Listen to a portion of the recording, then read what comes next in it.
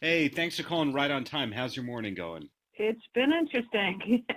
You go between the West and East Coast regularly, or is this just a rare long stay in New York for you? Because I know you're originally from here. I'm here pretty regularly. I came here for the musical, but I'm always busy doing something. I'm working on 10 different things at once. Right, and I'm going to ask you a little bit about your own musical. But first, with the Tina Turner musical that's on Broadway, how does it compare to the UK version? Are they pretty much the same show? Yeah, it's pretty much the same show. Adrienne Warren was in the one in London, and I thought she was sensational then, and she's even better now just because she's been doing it for a while. Um, There are some changes. There's a few changes. Obviously, there's a bigger budget when you go to Broadway, so the set designs are more elaborate. And there were, yeah, like one of the songs that they used of mine, I'm not sure, but I tend to remember that it was just the Ike character that sung it. And then I think in this one they added Tina singing to it. So I think that might have, I'm not sure, but I seem to remember there was less of the song in the first production, but they're pretty close. How long was it from finding out that there was going to be a show to the West End production opening? To be honest, I don't really remember. I remember I just heard rumors about it, and then boom, it was there. It didn't take that long because it's Tina Turner. And probably whoever she presented to, or she didn't present it actually to anyone. She didn't want to do it in the beginning. They presented it to her, and they had to convince her that a musical was something people would want to see. But I think once they convinced her, it just sort of went into production because it's kind of a no-brainer. Right. I can't imagine that this is the first time that you heard one of your songs is going to be in a jukebox musical, though. Am I right about that? No, this is the first time, actually. I know there's a lot coming out, but there haven't been a plethora of jukebox musicals on Broadway. I mean, it's sort of getting crowded there now, but it wasn't in anything like Rock of Ages. So this is the first one, though. It's interesting because I went to see Moulin Rouge the next night, and I had a song in there, which I didn't know. Um, so that was like a nice added bonus. And I thought, oh, cool, I have songs in two musicals. And I've heard that there are rumors or that Pat Benatar is going to do a musical, and God knows who else. So I could have quite a lot of stuff out there, besides my own. There are rumors of a Kiss one. Have you heard that one?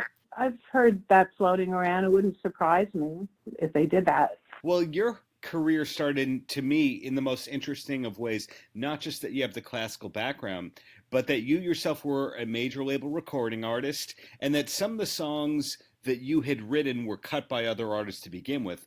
When did it end that you stopped trying to be the recording artist out front and you said finally, hey, I write songs that other people do?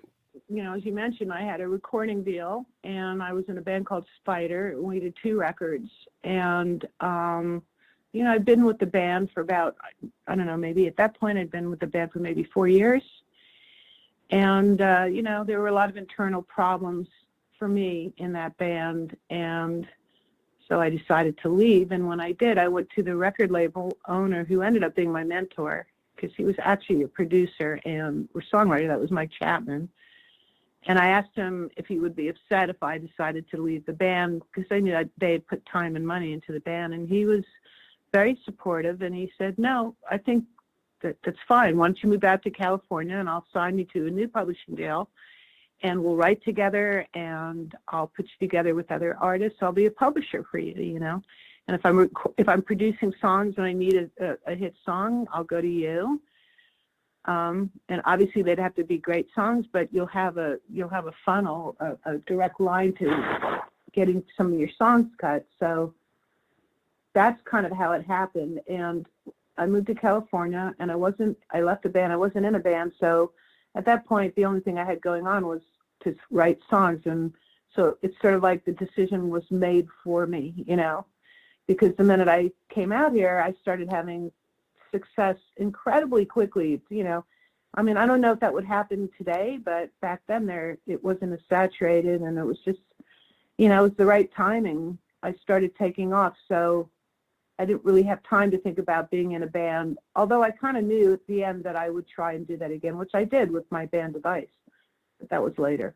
What was the first cut that put you in the direction that you said that this is going to be a career and I'm going to be okay. Was it change or was it Love is a Battlefield?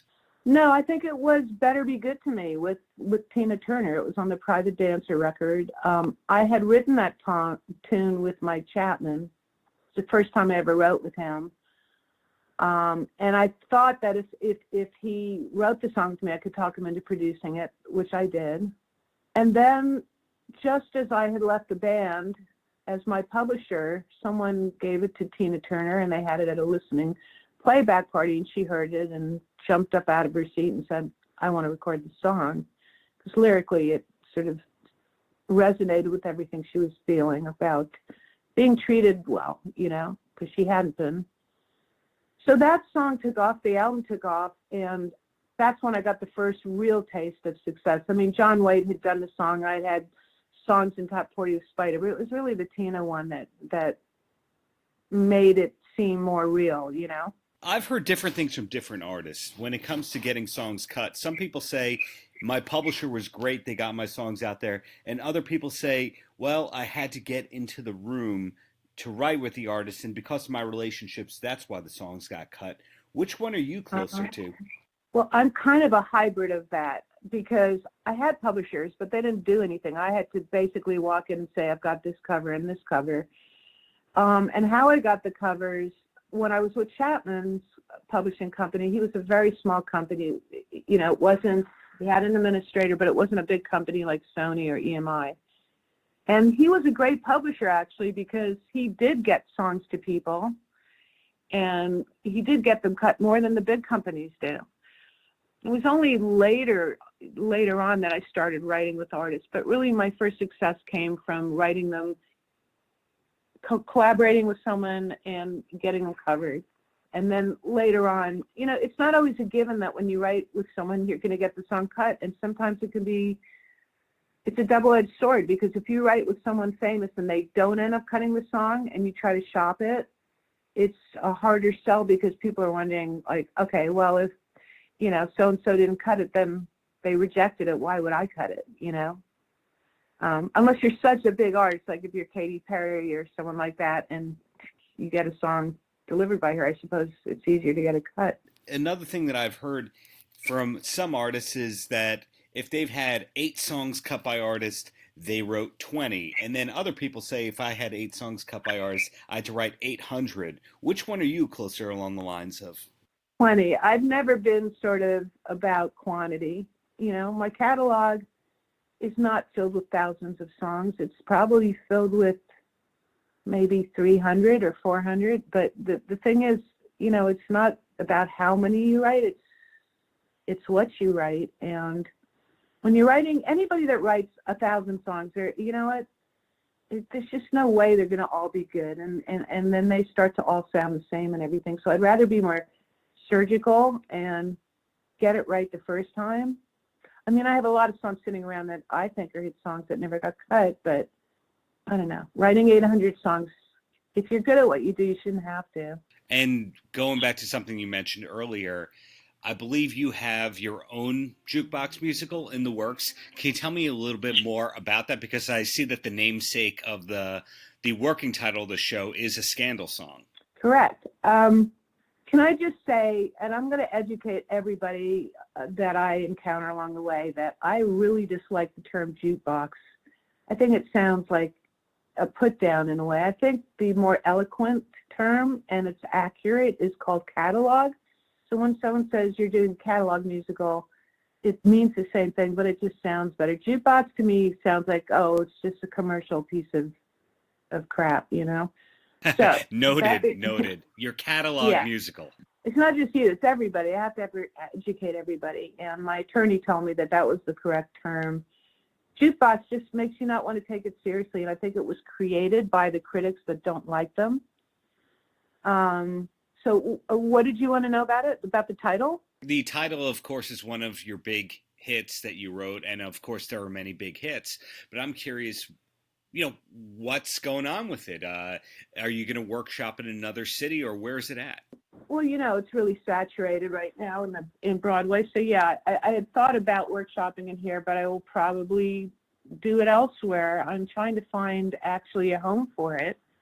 It's actually a lyric from the song The Warrior, which is I Am the Warrior. That's what I'm calling it. And I'll tell you why I'm calling it that, because, lately there's been that word warrior has been kicking around. It's been overused. There was a movie called Warrior that a lot of women referred to the warrior spirit, and it's like the latest, the newest, latest thing. And the thing is, I'm the OG. I'm the one that wrote that song 35 years ago. So rather than just call it The Warrior, I'm calling it I Am the Warrior, because that's a direct lyric from it. And it's not a biopic, but it is loosely based on my experiences with a fictional character. I guess a good comparison would be something like Almost Famous. It's basically Cameron Crowe's own story, but there's a fictional character and there are fictional things and a fictional band and all that. And right now I'm just trying to pull the finances together so that I can do the workshop and present it to some commercial producers. And I've also written a screenplay. So not only have I written the book, I've co-written the book with someone named Lisa Forehand, but I've also written a screenplay. And in doing so, I've had a lot of fun doing it. I think, a musical and a movie, it could be like a cross between La La Land and maybe a little more indie like Hedwig and the Angry Inch. It could be for Netflix, it could be for the theater, and then of course I have the book for musical. So I'm at that stage where I'm just now starting to show people and meet with people, and I figure if I fling enough, stuff against the wall, one of them's going to stick. I don't really care which one happens first. I just feel like this story needs to get out there. It's a very empowering one, especially for women. And there's been a lot of stories about, male bands, and there's been one with Carole King, obviously. But this one's very different. This is more about the MTV generation. It's very edgy and kind of racy, but that's how it was in the 80s. It was the rock world, and this girl she's a rock chick, The song The Warrior made a big comeback recently by becoming the theme song of Glow. Is that a usage that you're especially proud of?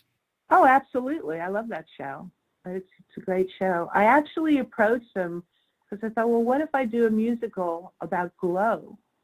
And they use all my songs because I write so many songs. Apparently, I didn't know this, but I write so many songs about fighting.